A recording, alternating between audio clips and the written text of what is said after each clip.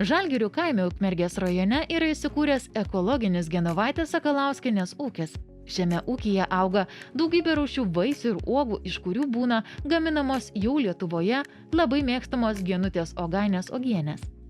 Ūkininkė pasakoja, kad ūkį prieš daugiau nei 10 metų pradėjo kurti tik dėl šeimos, o vėliau tai tapo šeimos verslu.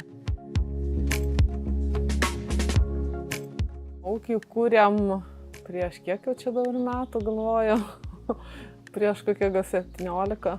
Pirmiausiai pasodinom 10 hektarų juodų serbentų ir 2 hektarus aviečių.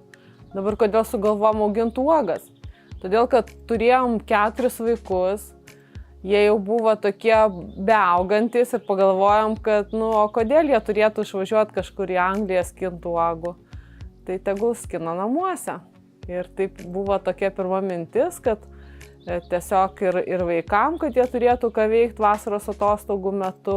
Ir aš pati auginau vaikus, niekur nedirbau, neturėjau darbo, tai toks kaip ir užsiėmimas. Mes čia atsikraustėm į tą sodybą 2000 metais ir aplinkui jau buvo visi ūkininkai tokie kaip ir stambų susiėmę žemės. O vat būtent jeigu tu neturi labai daug žemės, tai tada arba daržovėm užsiimi, arba uogam. Tai mes pasirinkom uogas. Iš tikrųjų, kadangi aš esu dzūkė, tai jūs suprantat, buvo toks gyvenime įvykis, kada dzūkė atsivežė aukštaitis į Aukštaitiją ir jinai čia neturėdama ką veikti, ir prisodino visokių uogų, grybų, privirė visokių uogienių.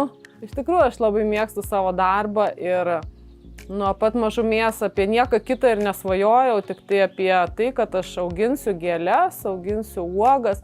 Mano močiutė labai mėgo uogauti ir grybauti, jinai tiesiog iš miško neišeidavo nuo pavasario. Tai turbūt aš į močiutę, nežinau, aš kiek prisimenu save, tai aišku, kaip močiutė jau buvo vyresnio amžiaus, tai eidavo mama ir mes kartu su mama virdavom jai labai daug uogienių visokių, kažkaip iš vaikystės ir turbūt pas mane kraujy gal tas yra, nežinau. Genutės paklausus, ar lietuviai mėgsta jos gaminamos uogienės, ūkininkė sako, kad jos uogienės labai mėgstamos, nes visiems primena močiutės gamintas uogienės.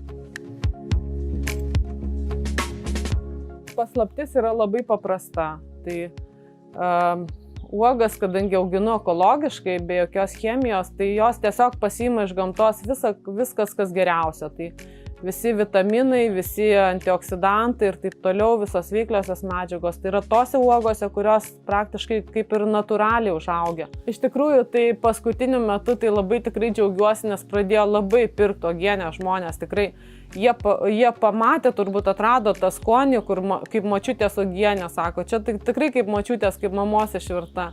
Iš tikrųjų, apie uogienės labai daug yra tokios neigiamos informacijos, kad tai yra cukrus, kad tai yra nesveika ir visa kita.